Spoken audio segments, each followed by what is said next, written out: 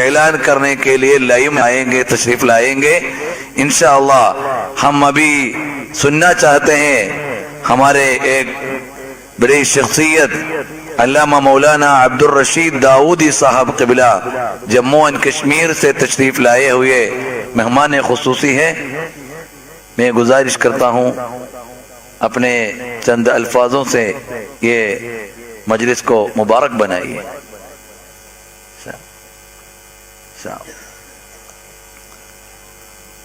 الحمدللہ کیرلا کے آلپڑا ضلع میں، کرناٹک کا منگلور میں، اور تمل ناڈو کا کوئمبتور میں، اوڈیشہ کا کٹک میں، ویسٹ بنگال کا اسلام پور میں، اسی طرح الحمدللہ 17 ریاستوں میں اوپن پبلک پروگرام ہو رہا ہے۔ ابھی دلی ہے، دلی میں کچھ قانونی طور پر پبلک پروگرام رکھنے کے لیے کچھ قانونی وجہ سے آپ لوگ جانتے ہیں، اس لیے ایسا ایک انڈور پروگرام بنایا۔ انشاءاللہ تشریف لائے۔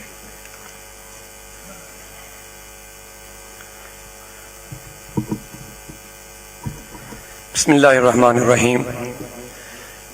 نہایت ہی قابل قدر سادات کرام، مشائخ اعظام، علماء باوقار و جملہ ذمہ داراں SSF انڈیا و جملہ حاضرین، السلام علیکم ورحمۃ اللہ تعالی وبرکاتہ۔ نحمده ونصلي ونسلم على رسوله الكريم، أما بعد، فأعوذ بالله من الشيطان الرجيم، بسم الله الرحمن الرحيم، والسابقون الأولون من المهاجرين والأنصار والذين اتبعوهم بإحسان رضي الله عنهم ورضوا عنه، صدق الله العلي العظيم وصدق رسوله النبي الأمين الكريم، ونحن على ذلك لمن الشاهدين والشاكرين والحمد لله رب العالمين۔ اللهم صل وسلم على سيدنا وشفيعنا نبينا مولانا محمد وآلہ وصحبہ اجمعین۔ عقابی روح جب بیدار ہوتی ہے جوانوں میں، عقابی روح جب بیدار ہوتی ہے جوانوں میں، نظر آتی ہے ان کو اپنی منزل آسمانوں میں۔ نہایت ہی قابل قدر حاضرین محترم، آپ ابھی ہمارے قبلہ محترم سید خلیل ابراہیم مدظل العلی کا ایک پرمغز مختصر اور جامع بیان سماعت کر رہے تھے۔ زیادہ وقت نہ لیتے ہوئے سب سے پہلے میں شکریہ ادا کرتا ہوں SSF کا، جنہوں نے اس عظیم الشان پروگرام کے موقع پر مجھ ناچیز کو یاد کیا جموں کشمیر کی طرف سے۔ اللہ تعالیٰ ان کے اس مشن کو دن دگنی رات چگنی ترقی عطا فرمائے، اور جو ان کے نیک ارادے ہیں الحمدللہ مجھے یقین ہے، اللہ کا وعدہ ہے ان تنصر اللہ ینصرکم، تم اللہ کے دین کے مددگار بنو، اللہ تبارک و تعالی تمہارا مددگار بنے گا۔ SSF ایک ایسی تنظیم ہے، مجھے پیارے آقا صلی اللہ علیہ وسلم کی سیرت طیبہ طاہرہ جب یاد آتی ہے تو حضور صلی اللہ علیہ وسلم کی زندگی مکمل ضابط حیات ہے۔ اللہ تبارک و تعالیٰ نے ہمیں ایسا پیغمبر عطا فرمایا جو ایک انسان کی زندگی کے ہر شعبے کے لیے رہبری اور رہنمائی ہے۔ ہمارا دین مکمل ہے، اور مکمل کے معنی زندگی کا ہر شعبہ۔ ایسا نہیں کہ اسلام اور قرآن اور مصطفیٰ صلی اللہ علیہ وسلم نے ہمیں صرف نماز سکھائی، بلکہ پیارے آقا نے ہمیں مسجد کے اندر جا کر کے اللہم انی اسألک اللہم افتح لی ابواب رحمتک بھی سکھایا، اور مسجد سے باہر نکل کر کے اللہم انی اسألک من فضلک بھی سکھایا۔ کہنے کا مطلب یہ ہے اگر ہم مسجد میں جائے تو رحمت مانگے، یہ تو سمجھ میں آتا ہے، لیکن مسجد سے باہر جب مومن نکلتا ہے پھر بھی اللہ سے فضل مانگتا ہے. تو اس کا مطلب یہ ہے کہ مومن مسجد کے اندر رہے، اللہ سے جڑا رہے، اور مسجد کے باہر رہے تو اللہ ہی سے جڑا رہے. کیونکہ قرآن مجید نے ہماری جو تخلیق کریشن ایک انسان کی بنائی، واضح الفاظ میں ارشاد فرمایا سورہ الذاریات میں، وَمَا خَلَقْتُ الْجِنَّ وَالْإِنسَ إِلَّا لِيَعْبُدُونَ، میں نے جن اور انسان کو پیدا نہیں کیا مگر صرف اپنی عبادت کے لیے پیدا کیا ہے، اپنی بندگی کے لیے پیدا کیا ہے. تو کسی فارسی شاعر نے کیا خوب ارشاد فرمایا، زندگی آمد برائے بندگی، زندگی آمد برائے بندگی، زندگی بے بندگی شرمندگی. اب میں وہ بات دہرانا چاہوں گا، پیارے آقا صلی اللہ علیہ وسلم جو ہمیں ملے ہیں، اللہ تبارک و تعالیٰ نے ان کے بارے میں ارشاد فرمایا، لَقَدْ كَانَ لَكُمْ فِي رَسُولِ اللَّهِ أُسْوَةٌ حَسَنَةٌ، اے میرے بندو تمہارے لیے زندگی گزارنے کا بہترین نمونہ رسول اللہ کی ذات مبارکہ میں ہے. تمہارے لیے زندگی گزارنے کا بہترین نمونہ اسوہ حسنہ اللہ رب العزت نے قرار دیا. بہترین نمونہ، جس چیز کو اللہ بہتر قرار دے گا اس سے بہتر کوئی چیز نہیں ہو سکتی ہے. اور وہ بہتر کیا ہے؟ اللہ فرماتا وہ پیارے آقا صلی اللہ علیہ وسلم کی سیرت سب سے بہتر چیز ہے. اور کسی شاعر نے کیا خوب ارشاد فرمایا، غالباً حسن رضا خان علیہ رحمہ کا، تیری صورت تیری سیرت زمانے سے نرالی ہے. یا رسول اللہ تیری صورت تیری سیرت زمانے سے نرالی ہے، آقا تیری ہر ہر ادا پیارے دلیل بے مثالی ہے. تیری ہر ہر ادا پیارے دلیل بے مثالی ہے. اور اقبال صاحب نے کیا خوب فرمایا، تاریخ اگر ڈھونڈے گی ثانی محمد. میں نے وہ جملہ کہہ دیا بیچ میں، اسلام نے ہمیں صرف مسجد میں جانا نہیں سکھایا. اگر ہم پیارے آقا صلی اللہ علیہ وسلم کی سیرت کا مطالعہ کریں، زندگی کا کوئی شعبہ نہیں، انسان کی زندگی کی ضروریات کا کوئی شعبہ نہیں جہاں رسول اللہ کی رہبری ہمیں نظر نہیں آ رہی ہے. قرآن مکمل دین ہمیں اسلام عطا فرما رہا ہے، ہمیں مکمل زندگی عطا کرتا ہے. ایسا نہیں کہ اسلام ہمیں صرف نمازیں، روزے، زکوٰۃ اور خانہ کعبہ کا طواف سکھا رہا ہے، بلکہ پیارے آقا ہمیں مسجد میں بھی نظر آ رہے ہیں، میدان جنگ میں بھی نظر آ رہے ہیں. پیارے آقا صلی اللہ علیہ وسلم ہمیں خانہ کعبہ کا طواف کرتے ہوئے بھی نظر آ رہے ہیں، اور غریبوں، یتیموں، محتاجوں کی مدد کرتے ہوئے بھی نظر آ رہے ہیں. اور میرے آقا صلی اللہ علیہ وسلم جہاں اپنے اہل و عیال میں فاطمہ الزہرا، حسنین کریمین یا ازواج مطہرات کی موجودگی میں جو زندگی گزار رہے ہیں، وہاں پیارے آقا بیواؤں اور غریبوں اور محتاجوں کا بوجھ اپنے کندھوں پر اٹھاتے ہوئے بھی نظر آ رہے ہیں. لہذا اگر ہم حضور کی سیرت کا مطالعہ کریں تو کیا خوب ارشاد فرمایا، تاریخ اگر ڈھونڈے گی ثانی محمد، تاریخ اگر ڈھونڈے گی ثانی محمد. ثانی تو بڑی چیز ہے، سایہ نہ ملے گا. ثانی تو بڑی چیز ہے، سایہ نہ ملے گا. اب کہنے کا مطلب یہ ہے، اب پیارے آقا صلی اللہ علیہ وسلم پوری انسانیت کے لیے رہنمائی اور رہبری کے لیے تشریف لائے ہیں. اللہ تبارک و تعالیٰ نے ارشاد فرمایا تمہارے لیے زندگی گزارنے کا بہترین نمونہ پیارے آقا کی ذات مبارکہ میں ہے. اب جب اللہ نے یہ لفظ یہ ارشاد فرمایا تمہارے لیے زندگی گزارنے کا نمونہ حضور کی ذات میں ہے، تو پتہ چلا زندگی کا کوئی گوشہ ایسا نہیں ہو سکتا ہے جہاں ہمیں حضور کی رہبری میسر نہ ہو. پیارے آقا کو جس انداز سے بھی آپ دیکھیں گے رہنمائی میسر ہو جائے گی. پیارے آقا کو حاکم کے طور پر بھی دیکھ سکتے ہو آپ، پیارے آقا کو غریبی اور امینی کی شکل میں بھی دیکھ سکتے ہو، ایک بیٹی کا باپ بھی دیکھ سکتے ہو، حسین کریمین کا باپ بھی آپ دیکھ سکتے ہو. ازدواجی زندگی دیکھنی ہے تو رسول اللہ کی دیکھو. کامیاب ترین دنیا میں جو انسان ہے وہ محمد رسول اللہ ہے. یہ میں نہیں کہتا ہوں، دنیا کو یہ ماننا پڑا ہے، بلکہ جتنے بھی مورخین دنیا میں ہیں آپ نے سنا ہوگا. آپ کی یاد دہانی کے لیے میں عرض کرنا چاہوں گا، مائیکل ہارٹ نے جو کتاب لکھی ہے دا 100%، دنیا کی کامیاب ترین شخصیات میں 100 شخصیات کا لسٹ تیار کیا ہے. दुनिया में जो छा गए हैं दुनिया के ऊपर, वो 100 शख्सियात की लिस्ट तैयार कर ली और एक किताब तरतीब दी 100%। लेकिन सबसे पहला नंबर लिखने वाला तो नॉन मुस्लिम है, लेकिन पहला नंबर द प्रॉफिट मोहम्मद का आया है। अपनों ने कहा जनाब अगर आपने 100 शख्सियात का इंतखाब किया, आप तो खुद इनके मानने वाले हैं ही नहीं, आप इनके फॉलोवर तो है ही नहीं, आपने इनका फॉलो तो किया नहीं इनको, लेकिन पहला नंबर इनको क्यों लाया? कहा अगर मैं अपनी किताब में इनका पहला नंबर ना लाता तो मेरी हिस्ट्री लिखने के साथ खयानत हो जाती, तारीख के साथ खयानत हो जाती। लोगों ने कहा क्यों?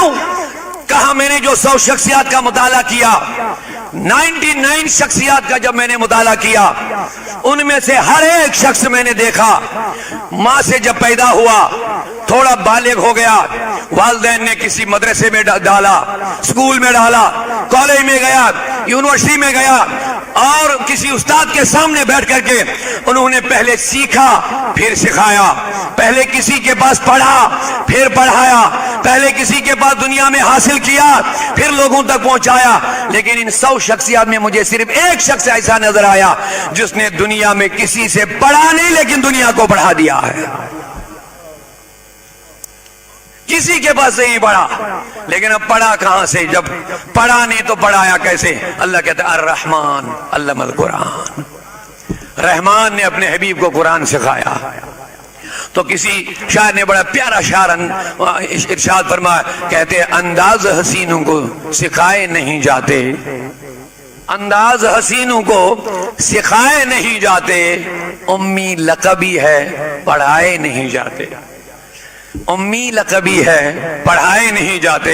अल्लाह ने अपने हबीब को उम्मी कह दिया कुरान में। अब उम्मी की मीनिंग हम निकालेंगे तो किताब के हिसाब से अनपढ़, इलिटरेट, लेकिन जब हम यही लफ्ज हुजूर के बारे में कहते हैं, अल्लाह कहता उम्मी किसी और के लिए कमी तो हो सकती है, लेकिन मेरे प्यारे हबीब के लिए कमी नहीं, ये मेरे हबीब का कमाल है। हुजूर का उम्मी होना कमाल है। क्यों? क्योंकि दुनिया में कोई उस्ताद नहीं है अब जिसको अल्लाह ने खुद पढ़ाया होगा, जिसको अल्लाह ने खुद सिखाया होगा, जिसको अल्लाह ने खुद समझाया होगा। अब आप खुद बताइए उसकी तालीम कितनी आला होगी, उसकी तरबियत कितनी आला होगी, उसका पैगाम कितना वसी होगा। इसीलिए अल्लाह ने कह दिया लोगों अगर तुम कामयाबी चाहते हो तो रसूलुल्लाह के कदमों में आ जाओ, दुनिया में भी कामयाब हो जाओगे, आखिरत में भी कामयाब हो जाओ। डॉक्टर इकबाल ने क्या खूब कह दिया कि मोहम्मद से वफा तूने तो हम तेरे हैं। अब देखिए दो लोग दुनिया पे मरते हैं, लेकिन इकबाल ने यह नहीं कहा कि मोहम्मद से वफा तूने तो ये दुनिया तेरी है, क्योंकि दुनिया को रब ने कहा अब दुनिया मताउन कलील, ये कलील है, कम है, छोटा है। लेकिन जो मुस्तफा का सच्चा वफादार बनता है, अल्लाह कहता है दुनिया उसके इनाम में बड़ी चीज नहीं है, दुनिया बहुत छोटी है। मैंने कहा मौला फिर मुस्तफा के गुलाम जो सच्चा वफादार होता है, जब उसने कामयाबी हासिल की, अल्लाह कहता फाज़ा फौजन अज़ीमा, उसको बड़ी कामयाबी मिली। अगर बड़ी कामयाबी मिली तो बड़ी कामयाबी के लिए बड़ा इनाम भी होना चाहिए, लेकिन दुनिया को रब ने कलील कह दिया, कम कह दिया। लिहाजा जो मुस्तफा का सच्चा वफादार बन गया उसको बड़ी कामयाबी मिली, उसको इनाम में दुनिया देना ये नाइंसाफी है, ये इंसाफ नहीं है। मैंने कहा इकबाल फिर इस सच्चे अच्छे सच्चे वफादार मुस्तफा के लिए जिसको बड़ी कामयाबी मिली गुलामी मुस्तफा में, अब का इस कामयाबी के बदले में इनाम क्या मिलेगा? तो इकबाल कहता कि मोहम्मद से वफा तूने हम तेरे हैं। अल्लाह कहता जब तुमने रसूल की सच्ची वफादारी की, दुनिया तेरी नहीं है, हम तेरे हैं, अल्लाह ही तेरा है, अल्लाह ही तेरा। ये जहां चीज है क्या लौहो कलम तेरे। अब बात लंबी हो जाएगी, मैं बस मुख्तसर करना चाहूंगा।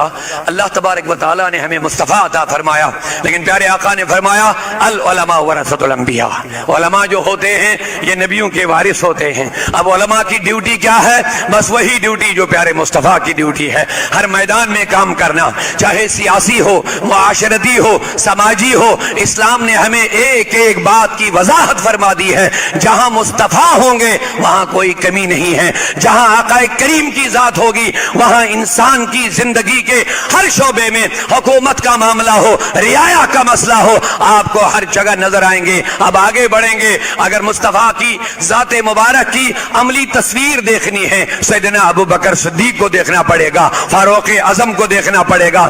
عدل فاروق تمہیں مصطفیٰ کا عدل دکھائیں گے، فاروق حضرت صداقت صدیق کی صداقت تمہیں مصطفیٰ کا صدیق ہونا سمجھائیں گے، حضرت عثمان غنی کا حیا والا ہونا تمہیں مصطفیٰ کی حیا والی تعلیم سمجھ میں آ جائے گی، حیدر کرار کا علم و حکمت تمہیں مصطفیٰ کے علم و حکمت سمجھائیں گے۔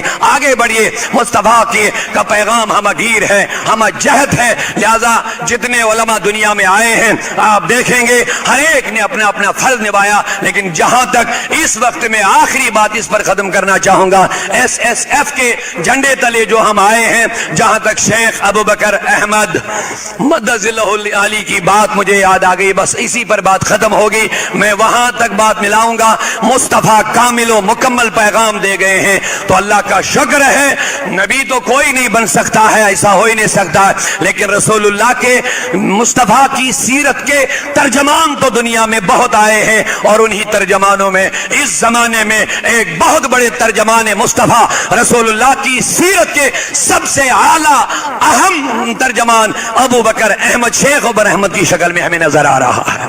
چاہے ایس ایس ایف آپ دیکھیں، مرکز و ثقافت و سنیا دیکھیں، ان کا کوئی بھی ادارہ دیکھیں، ہر میدان میں ان کا پیغام ہوتا ہے۔ ہماری دعا ہے ان کی جو دینی اور ملی اور عوامی اور اصلاحی خدمات ہے اللہ تعالیٰ قبول فرمائے، اور اس میں اور زیادہ سے زیادہ ترقی عطا فرمائے۔ خوشی ہوتی ہے، میں جموں کشمیر کی طرف سے شیخ ابو بکر احمد مدظ اللہ علی اور ان کی پوری ٹیم کو مبارکباد دینا چاہتا ہوں۔ جموں کشمیر کی طرف سے الحمدللہ وہاں بھی ایس ایس ایف اور باقی اداروں سکولوں وغیرہ کا کام ہے، دین کا مکمل پیغام ہم تک پہنچتا ہے۔ اللہ تعالیٰ تاک دین و دنیا کی ترقی عطا فرمائے۔ استغفر اللہ تعالیٰ ربی من کل ذنب واتوب الیہ واسطہ۔ ماشاءاللہ حضرت علامہ مولانا داؤدی صاحب کی بلا تشریف لا رہے ہیں، اور جو ہم لاسٹ میں دیکھ رہے تھے وہ کرناٹکا اسٹیٹ کا بھی تھا ماشاءاللہ، باقی کافی اسٹیٹوں میں آج پروگرام ہوا ہے، اور علامہ مولانا داؤدی صاحب کے لیے ہم دعا بھی کرتے ہیں۔ کشمیر میں کئی مشکلات کے بیچ میں وہ سنیت کا تبلیغ کر رہے ہیں، اور ہماری عقیدت جو ہے کبھی گڑبڑی کا عقیدت نہیں ہے، سنیت کا عقیدت جو ہے پیار محبت کا ہے، امن شاندی کا ہے، اور سنی عقیدت ہمیشہ جو ہے گڑبڑی کرنے والے کو عزم نہیں ہوتا ہے۔ اور حضرت کے اوپر کہیں کشمیر میں حملہ بھی ہوا ہے آتنکوادیوں کی طرف سے، یہ ہوا، کوئی 2-3 ساتھی جو حضرت کے ساتھ تھے، ادھر حضرت کے ساتھ جو تھے 2-3 ساتھی، شاید 7 لوگ، حضرت کے قافلے میں دشمنوں کی طرف سے حملہ ہوا، ان کے ساتھ 7 لوگ جو تھے انتقال کر گئے ہیں۔ اللہ کے حفاظت کے وجہ سے حضرت بچ گئے ہیں۔ ویسی حالت میں سنت کی تبلیغ کرنے والے بہت بڑے عالم دین، اللہ تعالیٰ ان کی زندگی میں برکت دے۔ آخری خطاب کے لیے حضرت کو دعوت دیتا ہوں۔ بسم اللہ الرحمن الرحیم، السلام علیکم ورحمۃ اللہ تعالی وبرکاتہ۔ نکل کر خانقاہوں سے ادا کر رسم شبیری، نکل کر خانقاہوں سے ادا کر رسم شبیری، نماز عشق ادا ہوتی ہے تلواروں کے سائے میں۔ معزز ناظرین کرام، اب چونکہ مجلس اختتام کو ہو رہی ہے، تقاریر کا سلسلہ اب ختم ہو گیا، میری گفتگو کے درمیان میں ہمارے سعید صاحب جو مہمان تھے، سعید اشرف صاحب، ان کی ٹکٹ اور جانے کا مسئلہ تھا، لہٰذا میں نے اپنی بات اختتام کی۔ تو اب میں نہیں چاہتا تھا، لیکن یہ ان کی شفقتیں ہیں، محبتیں ہیں کہ مجھ ناچیز کو دوبارہ آپ کے سامنے حاضر کیا۔ اب تقریر کرنے کا کوئی ٹائم نہیں، لیکن میں نے جو گفتگو کی، پیارے آقا مدنی و مکی آقا رسول کریم، محبتوں کے ساتھ ذرا سبحان اللہ کہہ دیجئے ایک مرتبہ آپ۔ آپ اب بیداری کا پورا مظاہرہ کر لیجئے. صبح سے آپ نے اپنے علماء مفکرین کرام کی تقاریر سنے اور اس بات کا پورا مظاہرہ کر لیجئے کہ ہم ان تقاریر کو صرف سننے تک محدود نہیں رکھیں گے. انشاءاللہ پیارے آقا صلی اللہ علیہ وسلم کے دین کے لیے ہم اپنا تن من دھن ہر چیز قربان کرنے کے لیے تیار ہیں انشاءاللہ، کیونکہ ہم اس پیارے آقا صلی اللہ علیہ وسلم کے ماننے والے ہیں. دین نام صرف یہ قرآن کا نہیں ہے بلکہ دین ایک پریکٹیکل نام ہے.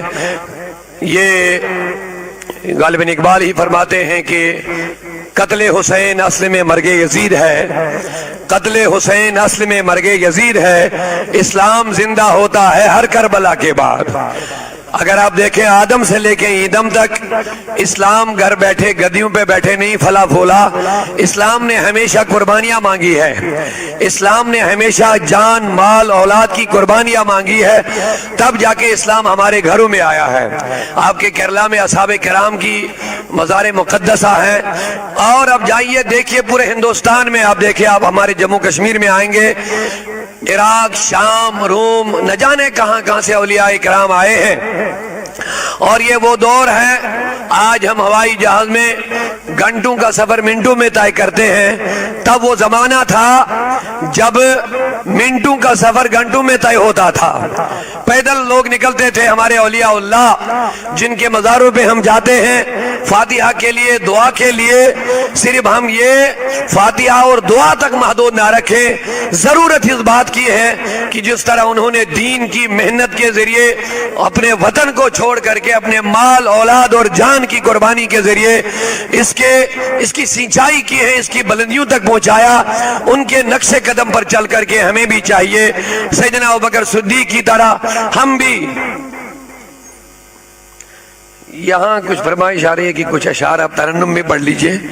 اب وقت میں نے کہہ دیا بچہ زیادہ نہیں، اب ان کی خواہش ہے تو، لیکن مجھے یاد آ گئے اپنے پیارے آقا صلی اللہ علیہ وسلم کے لیے اگر ہم چاہتے ہیں سیدنا صدیق اکبر کی طرح محبت کرنا تو ہمیں کہنا پڑے گا پروانے کو چراغ، بلبل کو پھول بس، پروانے کو چراغ، بلبل کو پھول بس، صدیق کے لیے ہے خدا کا رسول بس.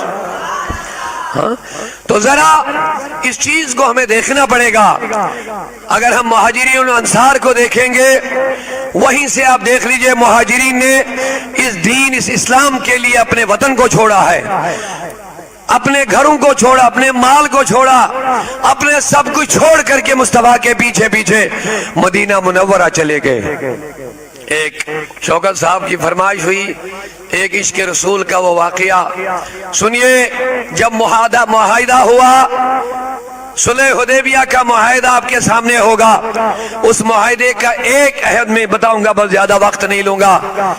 جب یہ معاہدہ ہوا کہ آپ اس سال واپس چلے جائیے، عمرہ نہیں ہوگا، آئندہ سال جب آئیں گے تو تلواریں بند کر کے آئیں گے. لیکن ایک اہم بات یہ اس میں بیچ میں ہوئی کہ مکہ سے اگر کوئی انسان مسلمان بن کے نکلے اس کو آپ کو مدینے میں جگہ نہیں دینا ہے. البتہ اگر مدینے سے کوئی نکل کے آئے گا مرتد بن کے یا کچھ، ہم اس کو مکے میں جگہ دے دیں گے. پیارے آقا نے فرمایا لکھو. فاروق اعظم چونکہ غیرت مند صحابی تھے، انہوں نے عرض کی یا رسول اللہ یہ تیسری شرط ہم قبول کیوں کریں گے، کیا ہم اتنے کمزور ہیں؟ اللہ اکبر، ذرا پیار سے سبحان اللہ کہہ دیجئے محبتوں کے ساتھ. آپ جا رہے ہیں، اب بیداری کے ساتھ جائیے. اللہ آپ کو ہمیشہ دین کے لیے زندہ رکھے، بیدار رکھے انشاءاللہ. فاروق اعظم کی غیرت کو یہ گوارا نہ ہوا کہ یہ کیسے ہم برداشت کر سکیں گے کہ مکے میں کوئی مسلمان ہجرت کر کے مدینہ آئے ہم اس کو جگہ نہ دیں، اور مدینے سے کوئی نکل کے بھاگ جائے گا مکہ آپ ان کو جگہ دیں گے. لیکن پیارے آقا کی نظریں بہت دور تک تھی. اعلیٰ حضرت امام عشق و محبت اعلیٰ حضرت علیہ رحمہ فرماتے اور کوئی غیب کیا، اور کوئی غیب کیا تم سے نہاں ہو بلا، جب نہ خدا ہی چھپا تم پہ کروڑوں درود. کسی ایک شاعر اور نے بھی کہہ دیا اللہ نے محبوب کو ایسا بنایا، اللہ نے محبوب کو ایسا بنایا، رہتے ہیں مدینے میں زمانے کی خبر ہے۔ فرماتے ہیں پیارے آقا نے کہا عمر اعتراض نہ کر، جو میں نے کہا وہ لکھ لو۔ یہ تیسری شرط بہت گراں گزری صحابہ پر، لیکن حضور کا حکم تھا، کسی نے اعتراض نہ کیا۔ اب سنیے، زمانہ گیا، صحابہ واپس چلے گئے، مدینہ میں بیٹھے۔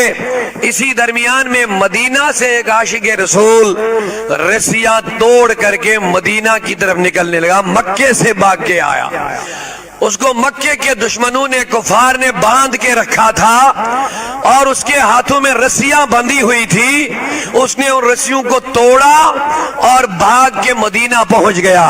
اب سنیے پیارے آقا کی شان، جب رسول اللہ کے پاس آئے، سنیے انہوں نے عرض کیا حضور یہ دیکھیے میرے ہاتھوں میں ابھی بھی رسیاں بندھی ہے، میری پیٹھ پر دیکھیے رسیوں کے نشان ہیں، میں رسیوں کو توڑ کر کے آپ کے پاس آیا، مجھے مدینہ میں جگہ دیجئے۔ قربان جائیے مصطفیٰ کے عہد پر جو اس نے وعدہ کیا۔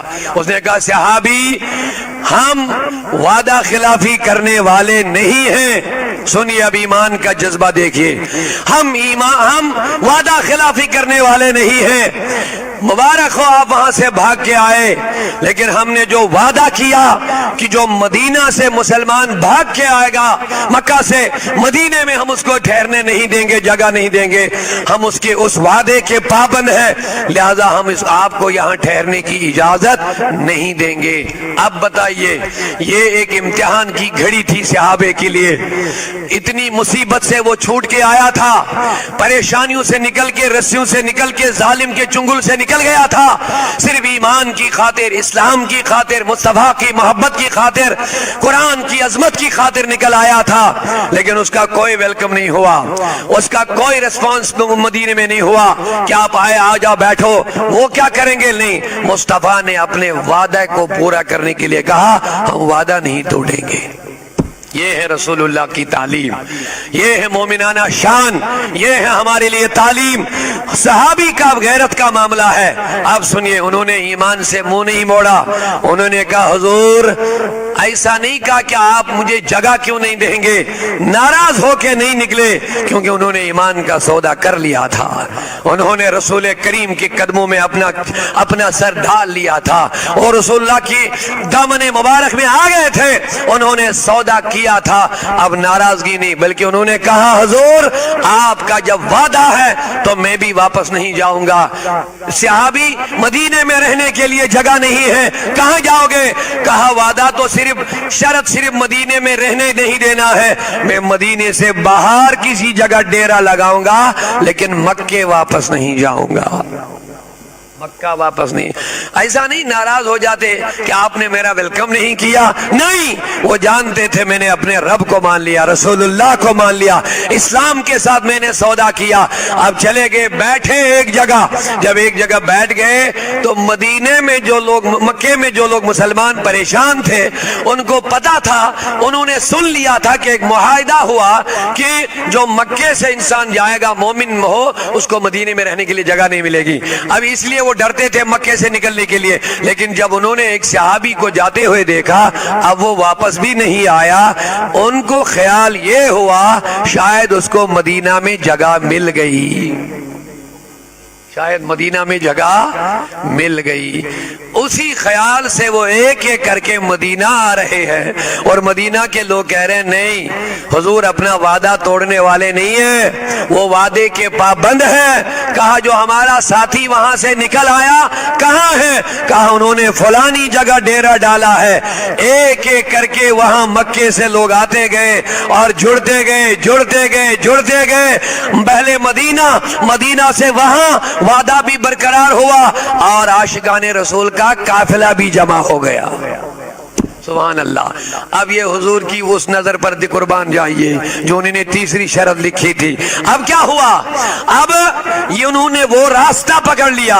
ये अभी हमारे जिम्मेदार लोग कहते थे हमें यूनाइट होने की जरूरत है, हमें मुनज़्ज़म होने की जरूरत है, हमें कमजोरी से निकल करके, मुसलमानों हम कमजोर नहीं हैं, हमारी ताकत बहुत बड़ी है, हम अल्लाह के मानने वाले हैं, रसूलुल्लाह के मानने वाले हैं। ये वाकया मैं आगे खत्म कर लूंगा, लेकिन यहाँ मुझे मौला अली याद आ गए, हजरत अली रजी अल्लाह तआला याद आ गए। एक दिन मदीना मुनव्वरा क्यों शौकत साहब, मदीना मुनव्वरा में खंदक लोग खोद रहे थे, खंदक बना रहे थे मदीना के प्रोटेक्शन के लिए, दुश्मनों से बचाने के लिए। एक गहरा खंदक जब बना रहे थे, बहुत बड़ी गहरी खंदक, उसी दरमियान में सहाबा खंदक खोद रहे थे तो बीच में एक बड़ा पत्थर आ गया, बहुत बड़ा पत्थर। जब पत्थर बीच में आया तो सहाबा उस पत्थर को हटा नहीं पाए, नहीं हटा पाए। कोशिश कर ली कि उसको हटाएंगे लेकिन नहीं हटा पाए। उनको याद आ गया फातेह खैबर मौला अली को बुलाया जाए, क्योंकि उनके दिमाग में यह बात मौजूद थी। हजरत अली ने खैबर के किले का दरवाजा बाएं हाथ से उखाड़ा था, बाएं हाथ से निकाल दिया था और उसको सिपर के बदले जंग में, जिहाद में इस्तेमाल किया था जब तक खैबर का किला आजाद हो गया था। फिर उस खैबर के किले के दरवाजे को बाएं हाथ से दूर फेंका और जब दूर फेंका, कहते हैं 40 सहाबा उसको उठाने के लिए आए, दरवाजे को 40 सहाबा भी नहीं उठा पाए। हजरत अली ने हाथ तनहा अपने बाएं हाथ में उठाया था। अब उनको वो बात याद आ गई, कहा अली रज़ी अल्लाह अन्हु को ले आओ, वही इस पत्थर को हटा पाएंगे क्योंकि वो हम में से सबसे बहादुर है। हजरत अली रज़ी अल्लाह अन्हु आ गए। आने के बाद उन्होंने पत्थर को धक्के मारना शुरू कर लिया, लेकिन पत्थर नहीं हिल रहा है। हटाना चाह लेकिन नहीं हट रहा है, हिलाना चाह नहीं हिल रहा है। लोग बड़े हैरान हो गए, कहने लगे अली रज़ी अल्लाह अन्हु, ये पत्थर उतना वजनी नहीं है जितना वजनी खैबर का किले का दरवाजा था, आपने उसको बाएं हाथ से उखाड़ के फेंक दिया। ये वजनी उतना नहीं, इसका वजन वेट ज्यादा नहीं, आप इसको क्यों नहीं हिला रहे हैं? हजरत अली तबस्सुम करके फरमाते हैं, ओ लोगों सुनो राज क्या है। आज इस पत्थर को उठाने के लिए मैं खुद अपनी मर्जी से आया, लेकिन खैबर के किले को निकालने के लिए खुद नहीं गया, मुस्तफा ने मुझे भेजा था वहां के लिए, वहां रसूलुल्लाह ने मुझे भेजा। तो हजरत अली ने यह अकीदा दे दिया है, हमारे पीछे जो असल ताकत है वो ताकत, हजरत इकबाल ने खुद क्या कह दिया, कुव्वते इश्क से हर पस्त को बाला कर दे, कुव्वते इश्क से हर पस्त को बाला कर दे, दहर में इसमें मोहम्मद से